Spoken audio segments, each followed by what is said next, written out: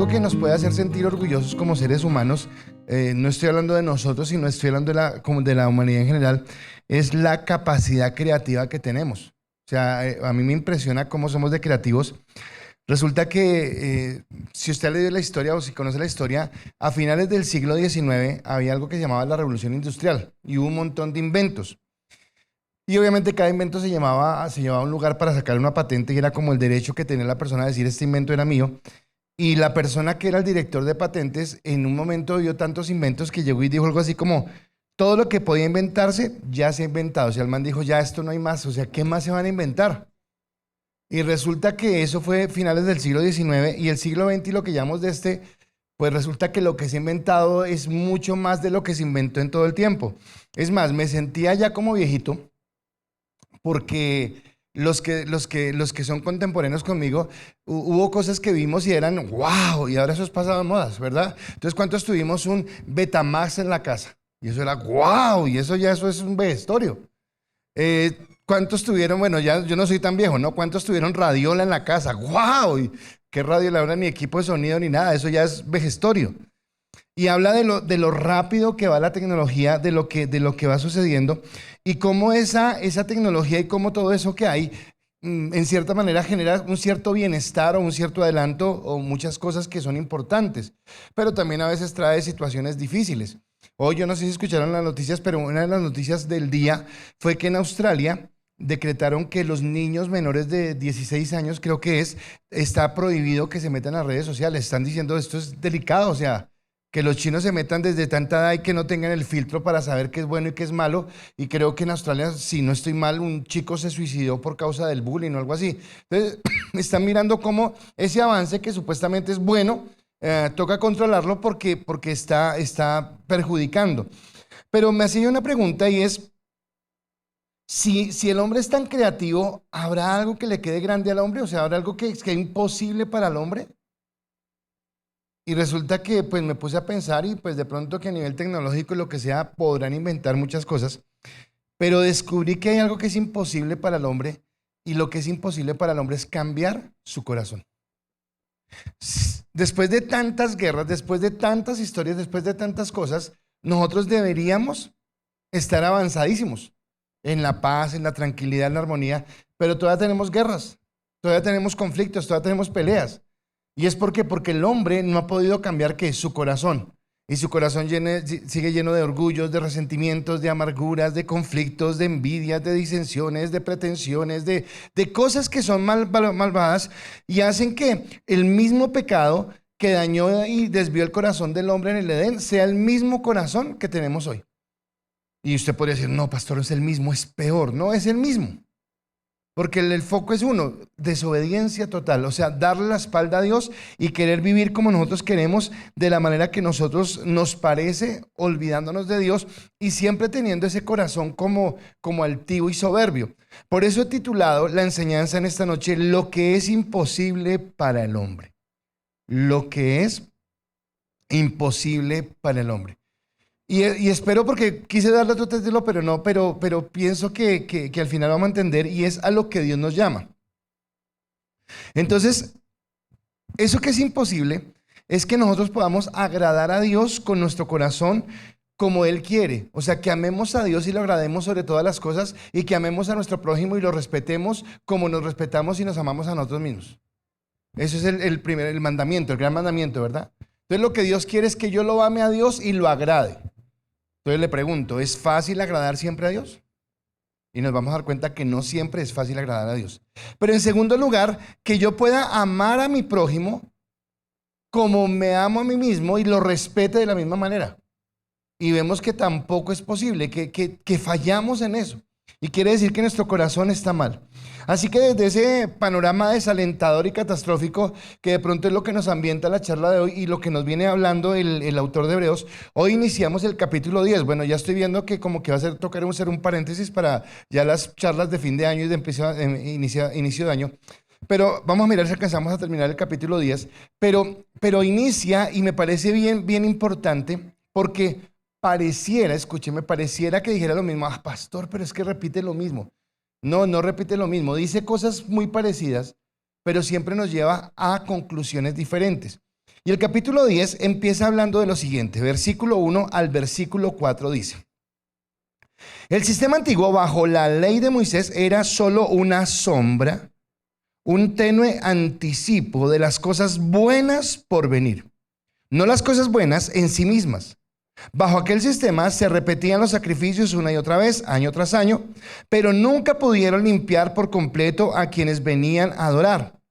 Si los sacrificios hubieran podido limpiar por completo, entonces habrían dejado de ofrecerlos, porque los adoradores se habrían purificado una sola vez y para siempre, y habrían desaparecido los sentimientos de culpa. Pero en realidad, esos sacrificios les recordaban, sus pecados año tras año, pues no es posible que la sangre de los toros y de las cabras quite los pecados.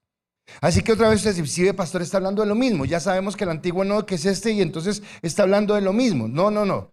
Vamos a desarrollarlo y no está hablando de lo mismo, porque aunque hay cosas que ya entendemos, entonces vamos a definir hoy algo más. Y es que entonces cuando Dios colocó el sistema levítico, no fue un tiro al aire probando. Vamos a mirar si por acá funciona.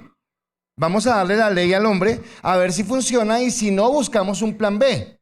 Y entonces tendríamos que pensar en Cristo como un plan B. Y entonces sería que Dios no lo sabe todo, que Dios no conoce las cosas y que Él no es tan omnipotente o tan omnisciente como entendemos. Y resulta que no, su plan A todo el tiempo fue Cristo. Bueno, y si el plan A de Dios fue siempre Cristo, entonces ¿para qué colocó la ley? Si la ley no quita el pecado y si la ley no nos puede transformar, ¿para qué lo hizo? O sea, en nuestros pensamientos podría verse como una tontería. Pero hay tres cosas que yo quiero que usted entienda hoy por qué apuntó la ley. Apenas estoy en el principio, no son los 3 puntos, sino apenas en la introducción. Y la primera es que la ley era una preparación para el Mesías. O sea, los ritos y los sacrificios que se hacían año tras año era una preparación para abrir el camino a Jesucristo. ¿Por qué? Porque ese camino había sido cerrado. Entonces recuerde usted Génesis capítulo 3, cuando el hombre falla, cuando el hombre peca, cuando el hombre es destituido o expulsado del jardín del Edén. Hay una palabra que es fuerte, Génesis 3:24, que dice lo siguiente: después de expulsados, ¿qué fue el hombre del jardín del Edén expulsado? El Señor Dios puso querubines poderosos al oriente del jardín del Edén y colocó una espada de fuego ardiente que destellaba al moverse de lado a lado, de un lado al otro, a fin de custodiar el camino hacia el árbol de la vida. O sea, el árbol de la vida era como que la vida es Cristo, la muerte es estar separado de Dios. Y dice que ese camino estaba cerrado y que no había forma de entrar. Querubines lo estaban guardando, una espada encendida se revolvía, no tenemos forma de hacerlo. Y lo que la ley está ambientando es la forma como vamos a llegar a ese camino. No es el camino, la ley no es el camino, pero nos está mostrando a Cristo. Lo otro que nos muestra la ley es la seriedad y la gravedad del pecado.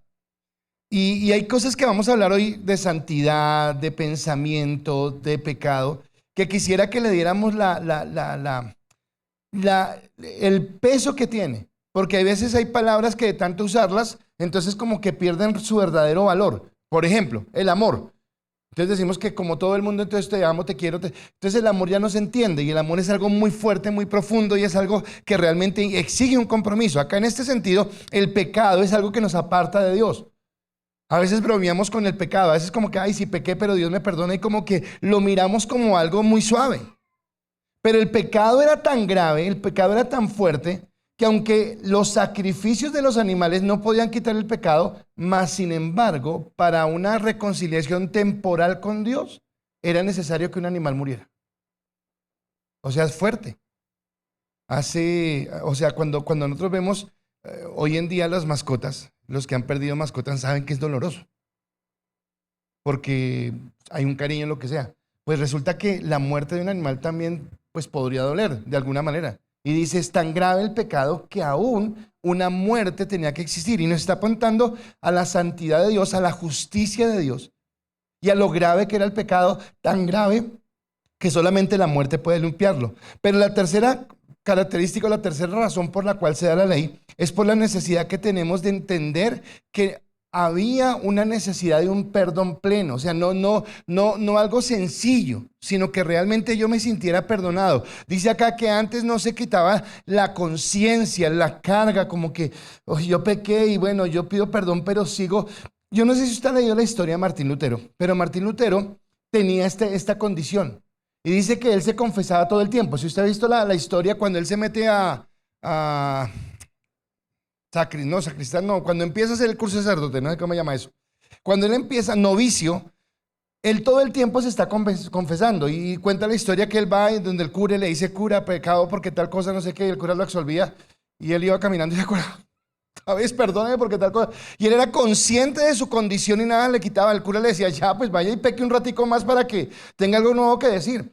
Pero él no podía quitar la conciencia de pecado. Y lo que está hablando es que la ley no quita esa conciencia de pecado. Me hace entender la necesidad de que haya algo que restaure totalmente mi condición y que para nosotros es imposible restaurar esa comunión. Ahora, entendiendo eso, entonces nos habla de que si esto es algo imposible de lograr, o sea, si yo no puedo cambiar, si yo no puedo cambiar mi vida, y si usted ya lleva un tiempo caminando con Cristo y ha visto algo en su vida que ha cambiado, podrá entender que fue a partir de Cristo, pero que antes no existía ese cambio.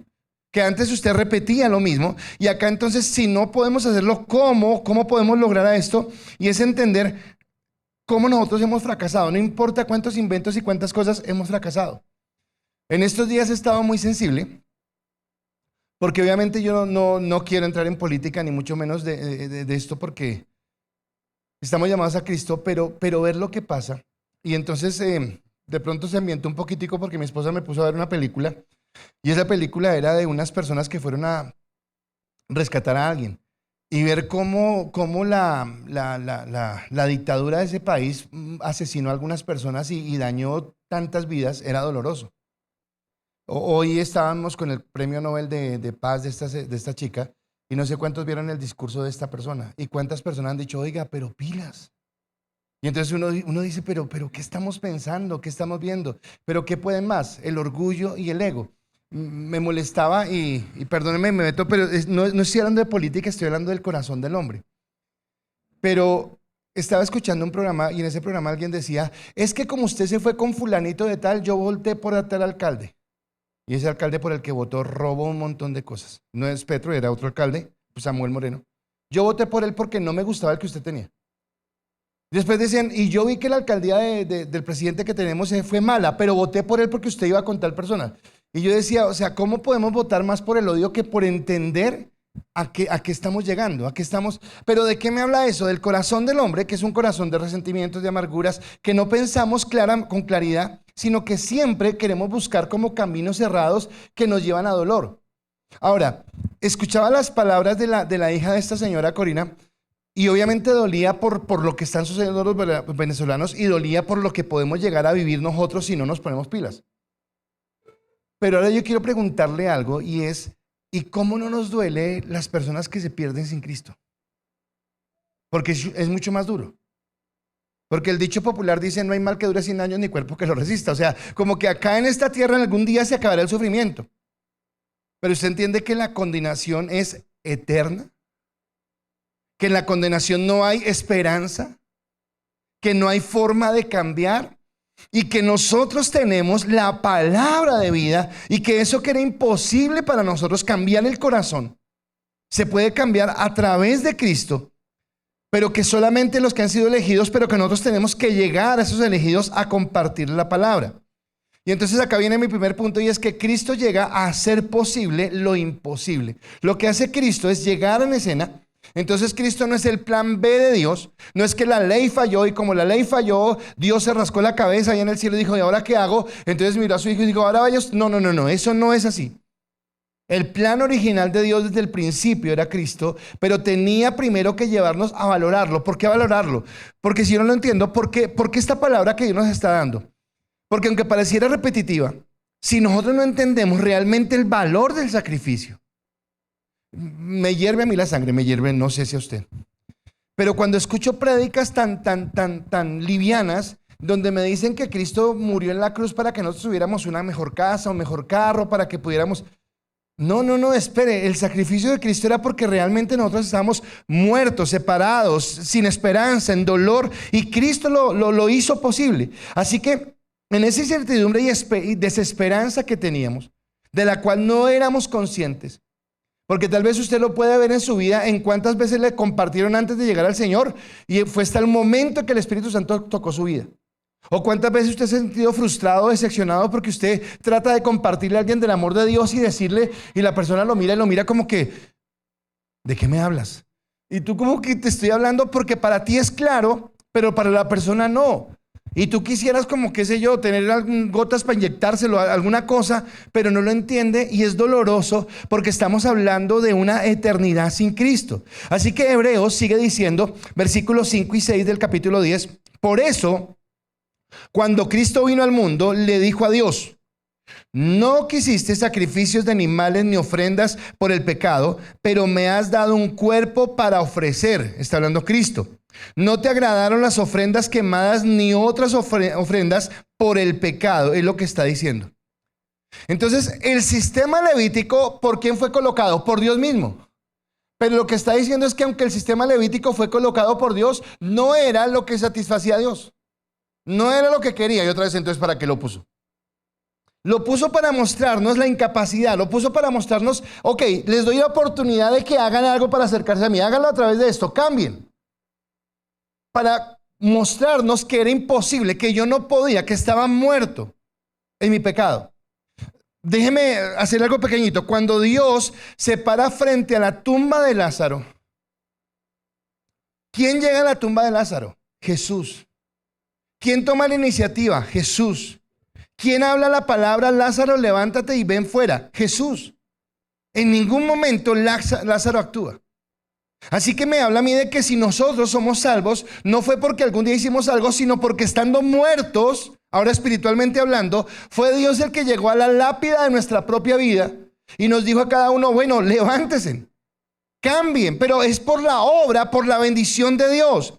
Entonces dice que no son los salmos y no son los salmos, no son las obras, y el texto que estás tomando es del Salmo 40 y está tomando una profecía que habla de Cristo donde dice, no te agradaron los sacrificios, no te agradaron las ofrendas, mas a ti, está hablando de Cristo, te di un cuerpo para ofrecer. Así que la ley estaba apuntando a que era necesario un sacrificio. El domingo pasado hablábamos acerca de la sangre y ahora está hablando de cuál es el cuerpo y cuál es la sangre que va a ser derramada. La razón por la que no se aceptaron las ofrendas es porque no era mala la ley. Lo malo es el corazón del hombre. Hay un dicho que tenemos acá en Colombia y es malo el dicho. Porque ese dicho dice, echa la ley, echa la trampa. O sea, siempre estamos buscando, y vea que es algo instintivo. Esta mañana cuando estaba escuchando la noticia de lo de Australia, entonces le preguntaban a la persona, ¿y cómo van a hacer eso? Entonces, no, pues ordenaron a TikTok y a las redes que todos los suscriptores que tuvieran 16 años o menos, pues lo bloquearan. Y ahí mismo yo pensé, pues abro otro y digo que tengo 18. Porque siempre estamos pensando en cómo torcer la ley, cómo hacer las cosas mal, cómo evadirlo. Tiene que ver al final con algo de renovar la mente. Por favor, piensen esto. Porque nosotros tenemos incrustado en el corazón, incrustado en nuestra cabeza, la malicia indígena. Que somos vivos. Y si usted da cuenta, generalmente estamos haciendo... Ahora, hay gente que es más mala. Hay gente que usted ve y es maloso. Siempre está maquinando cómo hacer cosas malas. Mas, sin embargo, aunque algunos tengan ese no talento, sino esa capacidad más desarrollada, siempre nosotros estamos pensando en cómo sacar una ventaja, cómo hacer algo que nos beneficie a nosotros. Entonces, ellos podía ser que exteriormente, estoy hablando de los judíos, hicieran lo que tenían que hacer. Porque ellos ofrecían los sacrificios, ellos llevaban el cordero, ellos llevaban el toro, ellos derramaban la sangre. Así que externamente estaban haciendo lo que tenían que hacer. El problema era que aunque los sacerdotes y el pueblo veían lo que estaba externo, Dios miraba, era el corazón. Entonces ahora quiero venir acá. Dios no mira, o sea, nosotros podemos ver lo que está externo. Entonces usted puede decir, pastor, tan lindo. Uy, ese Mateo cuando canta. Uy, Laura cuando se sube. Uy, tal cosa cuando sirve. Podemos hablar de eso. Pero en cada uno de nosotros, quien realmente conoce nuestro corazón es Dios. Y el mejor halago que yo debería buscar no es el de los hombres, porque a los hombres yo los puedo engañar. El mejor halago que yo debería buscar es el de Dios. Y lo más tenaz es que nosotros somos conscientes cuando estamos haciendo, actuando o pensando de una manera que no es agradable a Dios, que eso es lo que habla de lo imposible que es para nosotros. Entonces tal vez mientras que ellos estaban ofreciendo el carnero, mientras que estaban ofreciendo el sacrificio, tal vez su pensamiento, tal vez su corazón estaba por otro lado. Así que el problema del hombre era en ese momento, es en este instante y seguirá siendo hasta que Cristo venga por segunda vez y nos renueve el corazón. O sea, nuestro corazón es el problema. El cambiar el corazón. Entonces la ley, la ley hacía que ellos tuvieran ciertas actividades, pero no cambiaban. Así que necesitamos algo que realmente cambiara el corazón. Mateo 15, 19 y 20 dice, pues del corazón salen los malos pensamientos, el asesinato, el adulterio, toda inmoralidad sexual, el robo, la mentira y la calumnia. Esas cosas son las que los contaminan. En estos días volvió a surgir la noticia de la señora de las frambuesas, ¿recuerdan? Y usted ve la noticia y dice, pero ¿cómo esta mujer puede ser tan mala? Bueno, ¿qué la llevó a ser tan mala? Una pasión, un pecado, un sentimiento, el sentirse rechazada, lo que sea, y la llevó a actuar de esa manera. Y usted dirá, yo jamás actuaría así. Y mi pregunta es, ¿seguro? Ahora, y no le estoy diciendo asesino ni le estoy diciendo nada, sino estoy diciendo que de pronto Dios es el que le coloca límites a nuestro corazón. Pero ¿qué pasaría si no tuviera límites? Los que son padres acá, ustedes como padres conocen el alcance de sus hijos. Entonces, ¿usted por qué le coloca límites a sus hijos? Porque le conoce. Pero ¿qué pasaría si su hijo no tuviera límites? ¿Qué pasaría si nosotros no tuviéramos límites? Cuando yo voy manejando por la carretera, algo que me molesta son los radares. Y me molestan los radares porque me ponen un límite. Porque yo quisiera levantar ese carro a lo que me diera, pero hay un semáforo y toca frenar. Me está limitando.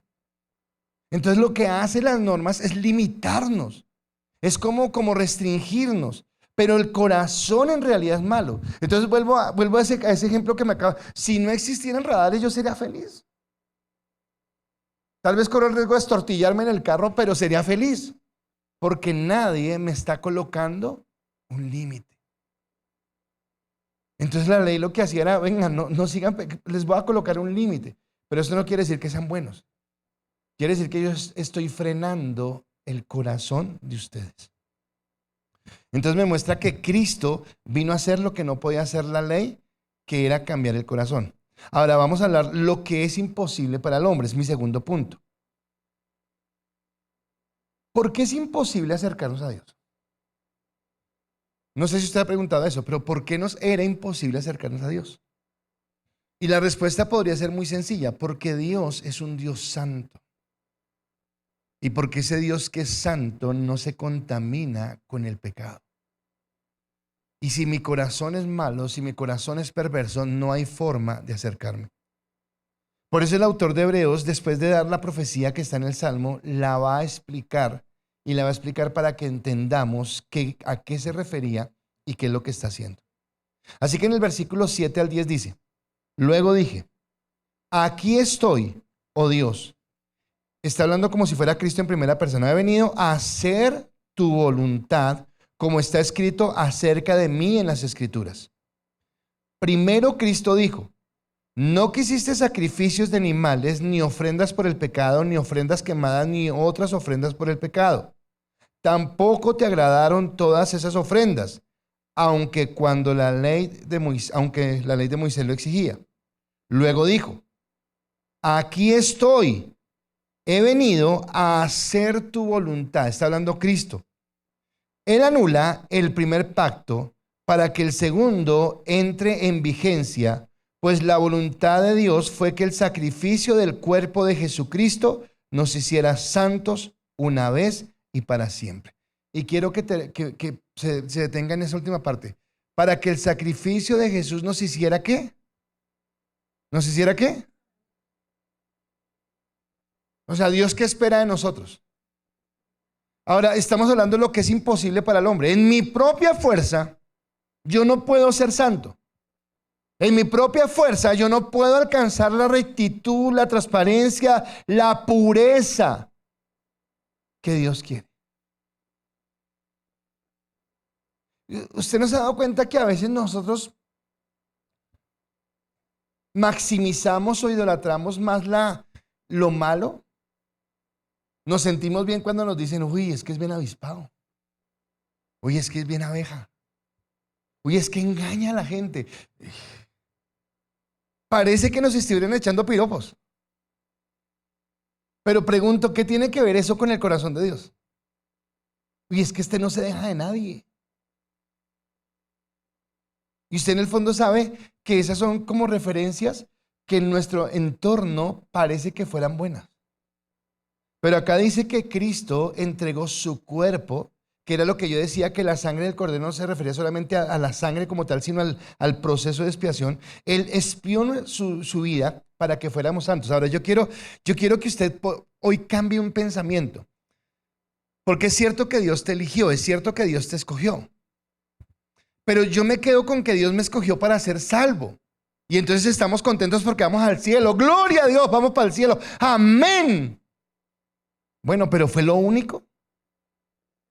Porque Él sí me escogió para ser salvo, para ir al cielo, pero aunque Él me escogió para ser santo, desde ya me pide que sea santo.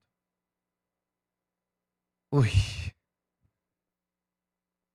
¿Cuándo debo ser santo? Ya. Ahora, por la obra de Cristo. Ahora, Cristo vino a hacer lo que era imposible para nosotros. Y que era imposible para nosotros, Él dice, yo he venido a hacer la voluntad del Padre.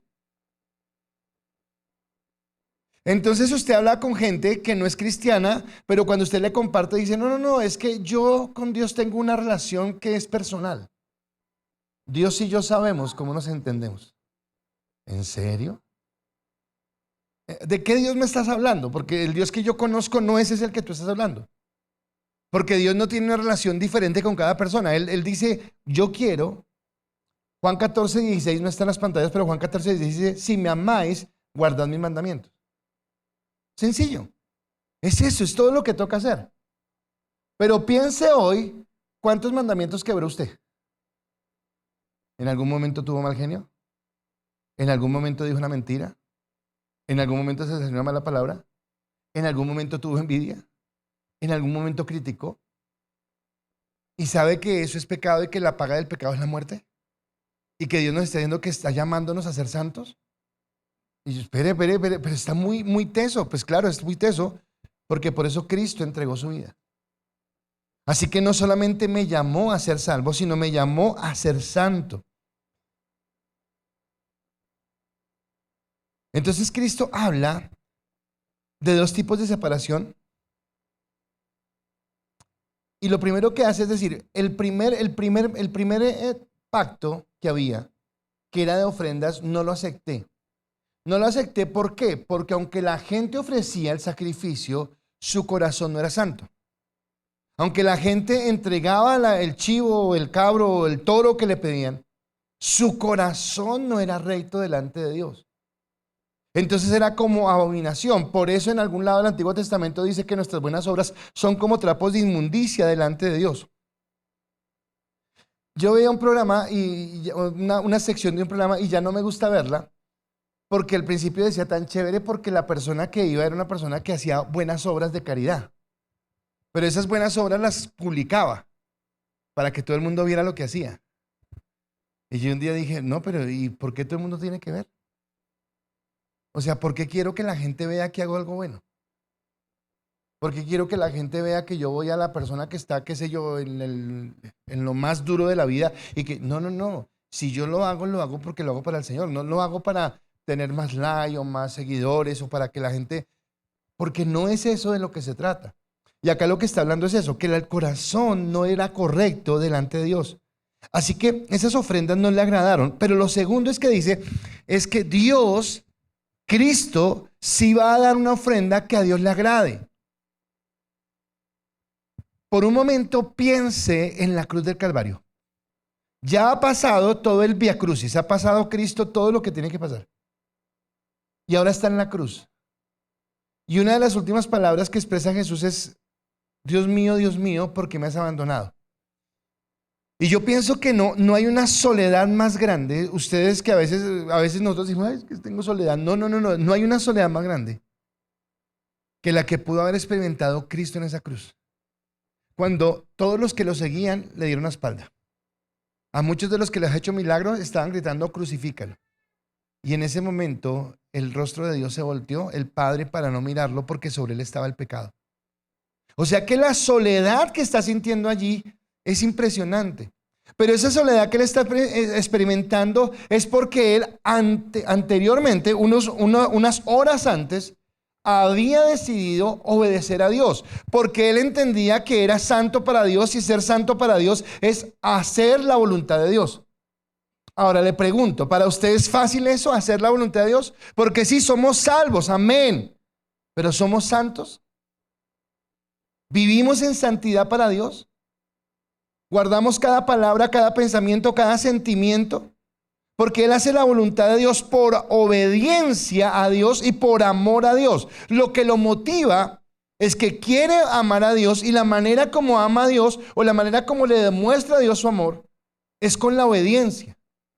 Entonces lo que él viene a colocar, eso es en nuestra vida, que es imposible para nosotros. La ley no podía llevarnos a eso, pero que ahora sí lo puede. Cuando Jesús estuvo en el momento más dramático, y el momento más dramático es cuando él va a empezar el Calvario. Durante toda su vida se aguantó malas palabras, sino comentarios mezquinos, acusaciones, señalamientos, falsos testimonios, gente que lo seguía, gente que lo acusaba, lo intentaron asesinar. Bueno, muchas cosas vivió Jesús. Pero llega el momento culminante. Dice, ok, listo, ya. Vamos a cenar, esta es la cena, y esta noche empieza esto. Esta noche voy a hacer ese cordero que se va a entregar. Y él es consciente de lo que viene. Escúcheme, nadie en sus 5 sentidos quisiera afrontar lo que afrontó Cristo. Y siempre hay algo, a muchos de ustedes, a mí también, nos gusta, no es que nos guste, sino creemos que lo más cercano a la realidad de la pasión de Cristo fue la película que lleva ese nombre, La Pasión de Cristo. Creemos que es lo más cercano. Y algo que yo siempre tengo en mi corazón es que eso que vimos en la pasión de Cristo, aunque es lo más cercano, es apenas la mitad del dolor. Porque tal vez nosotros podemos ver en esa película el dolor físico. El látigo, la corona, el manto, la crucifixión. Pero no entendemos lo que significó recibir la ira de Dios por el pecado. Y Jesús era consciente de lo que venía.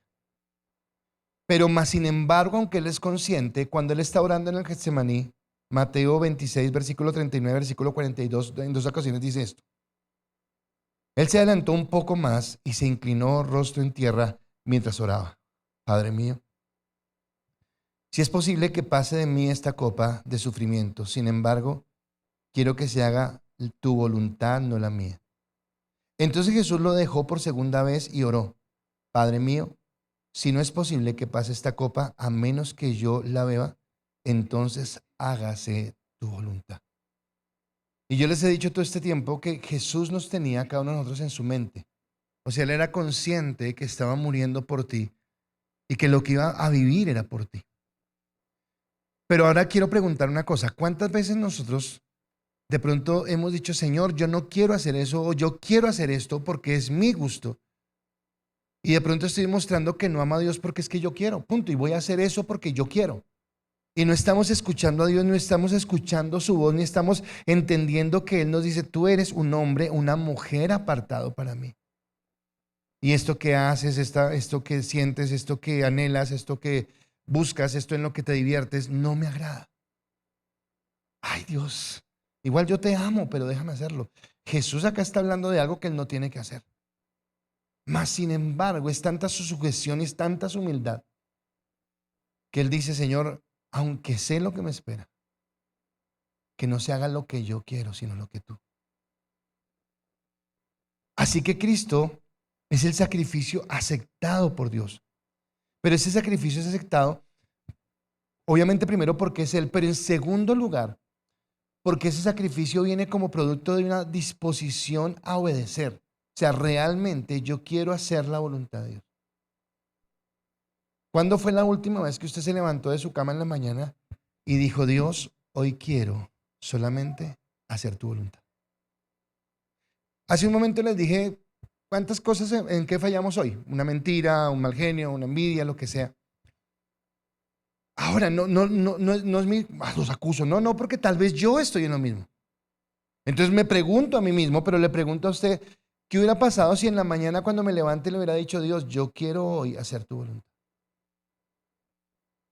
Y quiero hacer tu voluntad aún en los detalles más pequeños, en las cosas más sencillas, porque si en lo sencillo puedo ser obediente, seguramente en las cosas más trascendentales lo seré.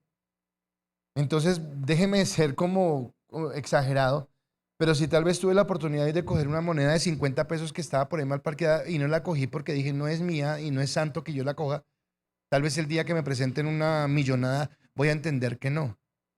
Pero si me cojo una moneda de 50 pesos, ¿qué me da después el coger otra cosa? Y algo que yo decía antes, que siempre nosotros pensamos en el pecado de los demás, pero no nosotros. Entonces usted escucha cómo los ladrones del gobierno, cómo roban plata. Y nos rasgamos las vestiduras pensando en ellos. Pero ¿cuántas veces nosotros hemos robado en tiempo del trabajo, en no hacer lo que debemos hacer, en no ser diligentes? Y a la final el pecado es el mismo porque Dios nos pide santidad y es lo que está cambiando en nuestro corazón. Así que en su amor asumió las consecuencias que acarrearía la obediencia que él tenía. Pero ¿qué es asumir las consecuencias? Es que él sabía lo que le esperaba.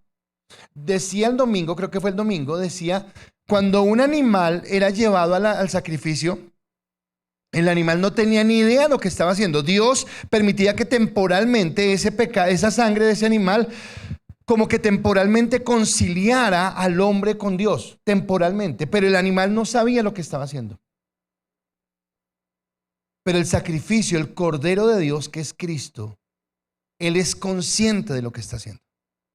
Él es consciente que ha vivido una vida de santidad, ha vivido una vida intachable para ir a derramar su sangre para que nosotros pudiéramos alcanzar la salvación.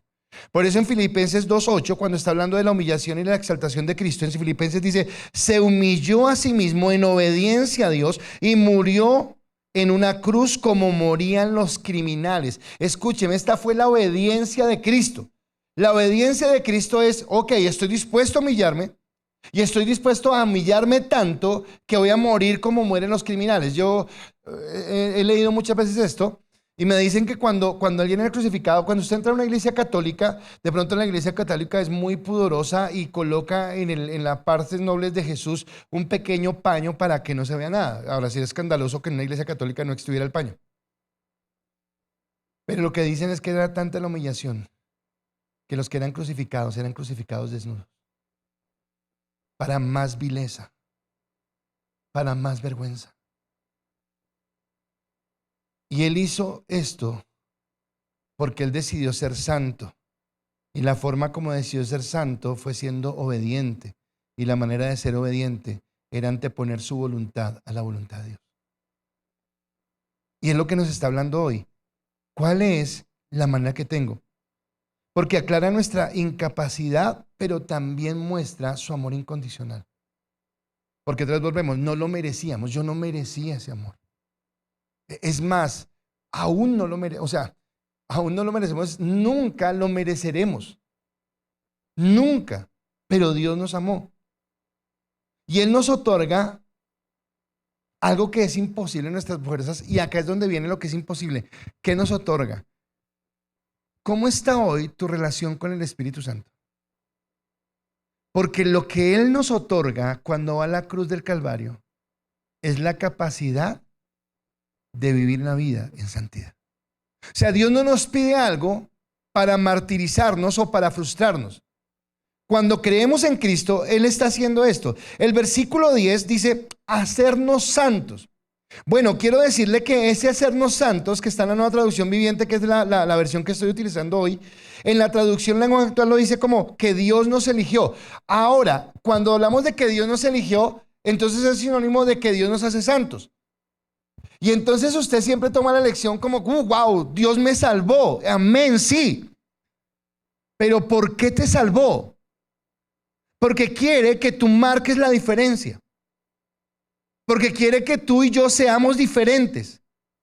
Que donde quiera que vayamos, la gente pueda ver. Vosotros, dice la palabra en el Sermón del Monte, sois la luz del mundo. Ya, estuve viendo luces. Estuve viendo luces y estuve en un lugar. No, eso no fue donde. No, el sábado estuve en un matrimonio. Y en el matrimonio que estaba, el salón en el que estaba lleno de luces. Y en esos pensamientos bobos que uno tiene cuando no está hablando con nadie, entonces estaba viendo las luces y pensé en algo. Dije, si una luz de esta se fundiera, no se nota. Porque son tantas luces encendidas que esa luz fundida no se nota. Pero si todas las luces se funden y solo una queda encendida, esa va a sobresalir. Y creo que es lo que dice la palabra cuando habla de que nosotros somos la luz del mundo.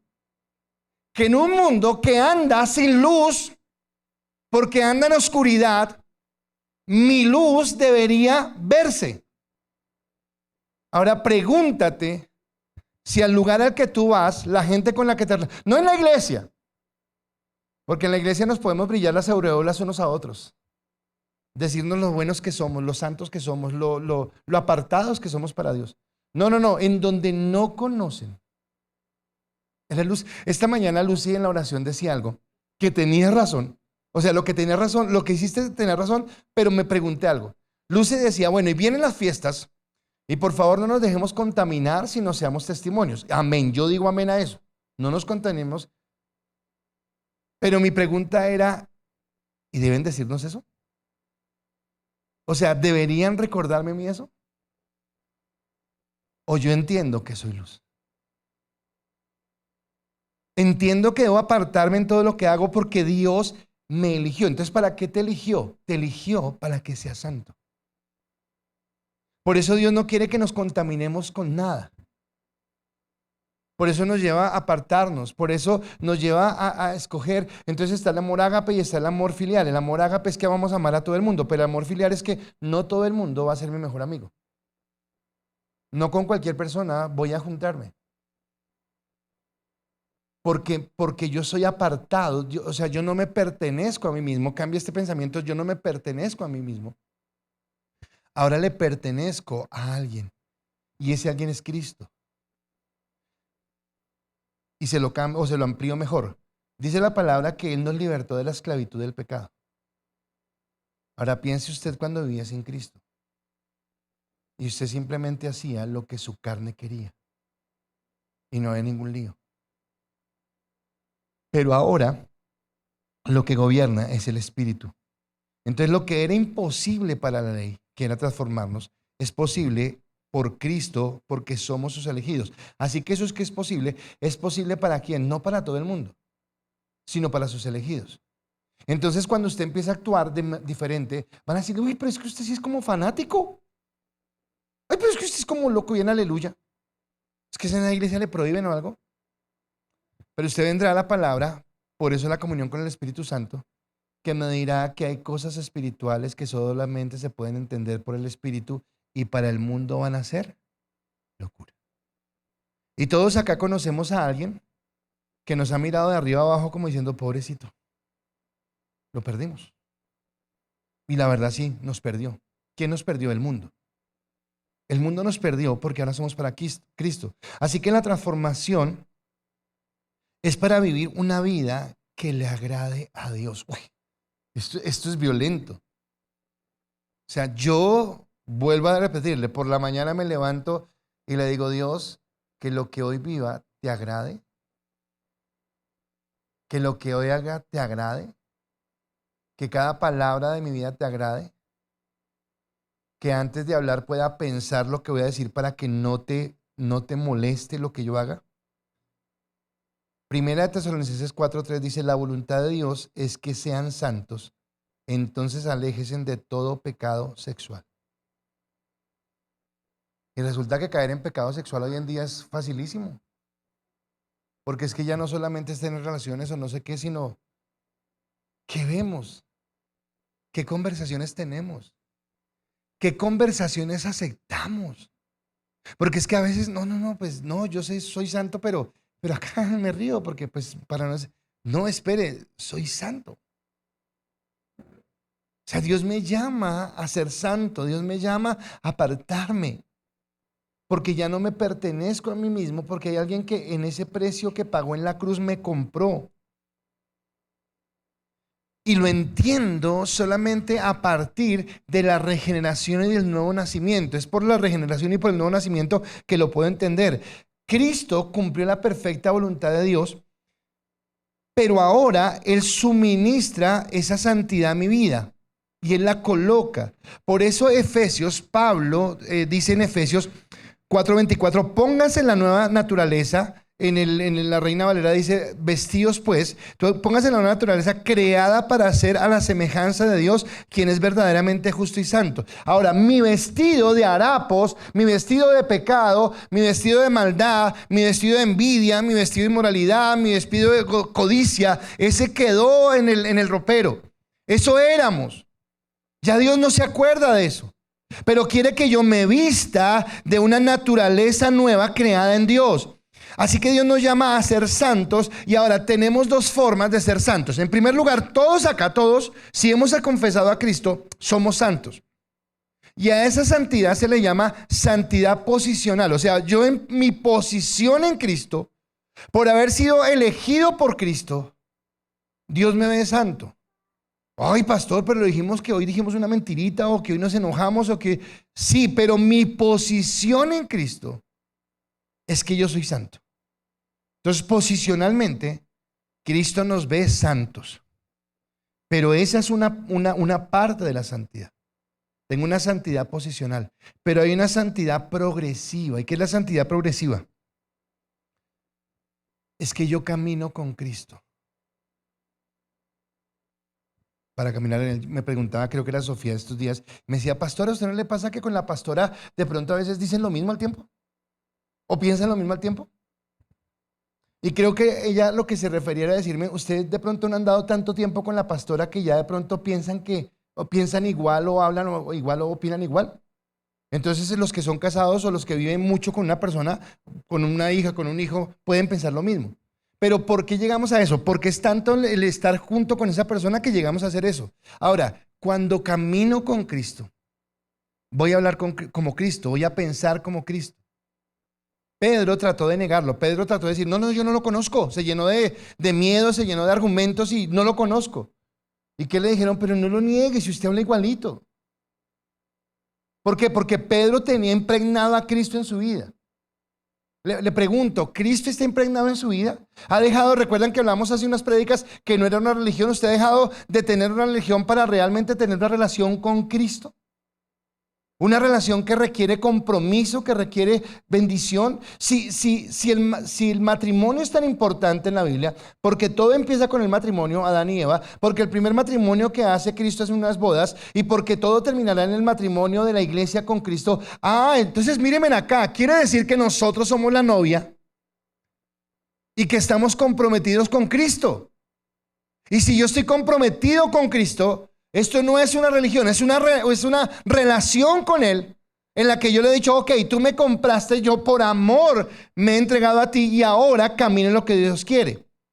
Y entonces viene ya mi último punto. En Cristo lo que era imposible, ahora es posible. En Cristo lo que era imposible, ahora es posible. En el primer punto yo dije que Él hace posible lo imposible, Él. Pero ahora me está diciendo que eso que era imposible para mí, por la obra de la cruz, yo puedo hacerlo posible. Entonces Cristo hace posible que nosotros vivamos en santidad.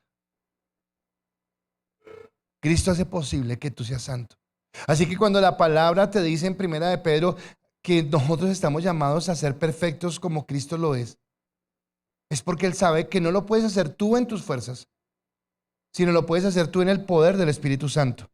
Y Hebreos capítulo 10, versículo 10 al 18 dice lo siguiente: bajo el antiguo pacto, el sacerdote oficiaba de pie delante del altar día tras día, ofreciendo los mismos sacrificios una y otra vez, los cuales nunca pueden quitar los pecados. Pero nuestro sumo sacerdote se ofreció a sí mismo a Dios como un solo sacrificio por los pecados, válido para siempre. Luego se sentó en el lugar de honor a la derecha de Dios, Allí espera hasta que sus enemigos sean humillados y puestos por debajo de sus pies. Pues mediante esa única ofrenda, Él perfeccionó para siempre a los que está haciendo santos. Dios nos está haciendo santos. Y el Espíritu Santo también da testimonio de que es verdad, pues dice: este es el nuevo pacto que haré con mi pueblo en aquel día, dice el Señor. Está volviendo a Jeremías, que ya lo hemos leído en otra prédica. Pondré mis leyes en su corazón y las escribiré en su mente. Después dice: nunca más me acordaré de sus pecados y sus transgresiones. Y cuando los pecados han sido perdonados, ya no hace falta ofrecer más sacrificios. Así que el autor está haciendo una confrontación entre el antiguo y el nuevo pacto. Del antiguo pacto dice que el antiguo pacto eran muchos sacerdotes, muchos sacrificios. Muchos sacerdotes pasaron y muchos sacrificios se hicieron año tras año. En el nuevo pacto hubo un solo sacrificio y un solo sacerdote. Ese único sacrificio fue Cristo en la cruz del Calvario y el único sacerdote fue Él. En el antiguo pacto dice que se mantenían en pie, erguidos, ministrando todo el tiempo. No, Cristo dio su sacrificio y ahora está sentado a la diestra del Padre. En el antiguo pacto, los sacrificios eran ineficientes, no podían cambiar. El sacrificio de Cristo fue perfecto. Así que Cristo padeció su humillación por los elegidos. O sea que todo lo que vivió Cristo lo vivió por ti en la cruz del Calvario, para apartarte. Ahora, así como en su primera venida fue humillado, en su segunda venida será reconocido por toda la creación. ¿A qué se refiere esto? En estos días yo no recuerdo dónde escuché una herejía tan tremenda. Alguien estaba hablando de: voy a desenmascarar la falsedad de Cristo. Él no es no sé qué. Y hay gente que se levanta así. Entonces de pronto para nosotros los que conocemos a Cristo, Cristo es venerado, Cristo es honrado, Cristo es bendecido. Pero asimismo como para nosotros bendecido, hay muchas personas para las cuales el nombre de Cristo es motivo de burla. Y blasfeman su nombre y todo lo que se sabe. Pero dice que cuando Él venga por segunda vez, así como en su primera venida se humilló, así como en su primera venida Él dijo: yo no vine a ser servido, sino a servir y dar mi vida en rescate por muchos. En su segunda venida dice: para que ante el nombre de Jesús se doble toda rodilla en el cielo y en la tierra y debajo de la tierra. Ahora yo me imagino lo majestuoso que va a ser la segunda venida, al punto de que todos aquellos que se levantaron a criticarlo van a caer de rodillas, van a reconocerlo. Pero ¿sabe qué va a pasar en esa segunda venida? Lo mismo que pasó con Noé cuando la arca se cerró. Y es que cuando se dieron cuenta fue muy tarde.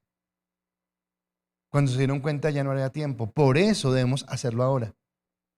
Así que hay un término que yo quiero que usted sepa y es imputar. Usted ha escuchado: imputaron cargos. Entonces imputar cargos es: acusaron a tal persona de que robó, de que no sé qué. Cuando Cristo va a la cruz del Calvario, lo que hace Dios con Cristo es que Él imputa todos los pecados de toda la humanidad sobre Él. O sea que Él dice: ¡pum! Acá sobre Él voy a cobrar el pago del precio del pecado de toda la humanidad. Pero resulta que Cristo vivió una vida justa. Entonces, así como el pecado mío es imputado a Cristo, ahora la justicia de Cristo es imputada a mí. Entonces, cuando yo hablo de una santidad posicional, estoy hablando de que Dios, el Padre, me ve como santo, pero no me ve como santo por mí, sino me ve como santo porque la justicia de Cristo ha venido sobre su vida. Entonces su sacrificio no solamente me perdona, su sacrificio me justifica y su sacrificio me santifica. Y santificar es me aparta. Por eso ya no necesitamos más sacrificios para ser perdonados. Por eso yo puedo acercarme libremente al trono de la gracia y pedirle perdón. Así que ya el sacrificio que Dios quiere es el sacrificio de mi vida. Y Romanos 12:1, el apóstol Pablo dice: por lo tanto, amados hermanos, les ruego que entreguen su cuerpo a Dios por todo lo que Él ha hecho a favor de ustedes. Vuelvo y repito esa parte: que entreguen su cuerpo a Dios por todo lo que Él ha hecho por ustedes. Que sean un sacrificio vivo y santo, la clase de sacrificio que Él le agrada. Esa es la verdadera forma de adorar. ¿Cuál es la verdadera forma de adorar? Cuando yo le entrego mi vida al Señor para que Él haga su voluntad. Y acá hay un versículo que, ¿cómo estoy de tiempo? ¿Cómo estoy de tiempo? ¿Me pasé? ¿O voy bien? Hay un versículo que me viene rondando desde el domingo pasado, que es el que sigue después de esto y que siempre lo tomo. Porque después de dice que presentemos nuestro cuerpo en sacrificio vivo, dice que no nos conformemos a este siglo. Pero no conformarnos a ese siglo es muy profundo. Es como yo entender que cada decisión en mi vida, antes de pensar en lo que yo quiero, lo que me parece, lo que me gusta, debo preguntarle a Dios si Él está de acuerdo. Esa es santidad. ¿Qué es lo que Dios quiere? Así que lo que es imposible para el hombre, Cristo por su sacrificio en la cruz lo hizo posible. Para que nosotros tengamos una vida santa, que por encima, escúcheme, y acá es la parte importante, que por encima de nuestros deseos, de nuestras pretensiones y de nuestros anhelos, esté la voluntad de Dios. Y muchas veces eso va a implicar morir. Morir a deseos, morir a pasiones, morir a sentimientos, morir a aspiraciones, morir a deseos. Y volviendo a renovar la mente. Voy a especular, y no piense en Chosen, no piense en la película Chosen porque usted va, pero voy a especular, no piense en la película Chosen. Pero yo no sé si cuando Pedro empezó a caminar con Jesús, su esposa desde el principio lo creyó, o sea, espero que sí. Pero usted se imagina que Pedro llegue a la casa y le diga, no, no voy a pescar más hoy, voy a andar detrás de Jesús. O sea, es que yo tengo una esposa. Y yo le digo a mi esposa, no, no, es que no voy a trabajar más, hoy voy a... Perdón, espere que usted es el que trae acá el aporte, entonces ¿cómo vamos a hacer?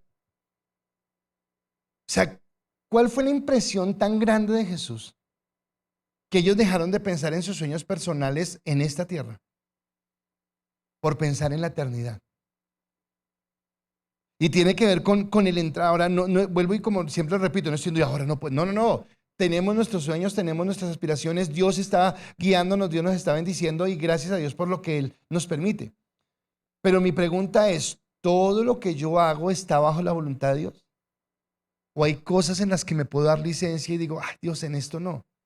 Y tal vez porque pienso que es muy pequeño. Pero tal vez cuando yo empiezo en cosas pequeñas a hacer mi propia voluntad, poco a poco, sin darme cuenta, voy a volver a hacer lo que yo quiero y no lo que Dios quiere. Y vivir una vida sujeta a Dios es decirle, ok, Dios, vivo para ti. ¿Cuál fue el galardón de Cristo por haber hecho la voluntad de Dios? Y Dios tiene galardón. Pero en este mensaje del evangelio que ha sido tan tergiversado, pensando que se trata más de nosotros y no de Dios, y que Dios te quiere dar, que Dios te quiere bendecir, que Dios te quiere prosperar, ¿qué pasaría cuando decimos, no, Dios ya nos dio lo que tenía que darnos y ahora Él nos está pidiendo? Y lo que nos pide es una vida que lo honre y que lo glorifique. Así que lo que era imposible para el hombre era vivir una vida en santidad. Pero ahora usted y yo tenemos al Espíritu Santo en nuestro corazón. El sacrificio de Cristo que pagó el precio por nuestros pecados. Y la gracia de Dios que nos permite ahora caminar en lo que Dios quiere. Y que nos podemos deleitar en Él para agradarle, para amarle y para bendecirle.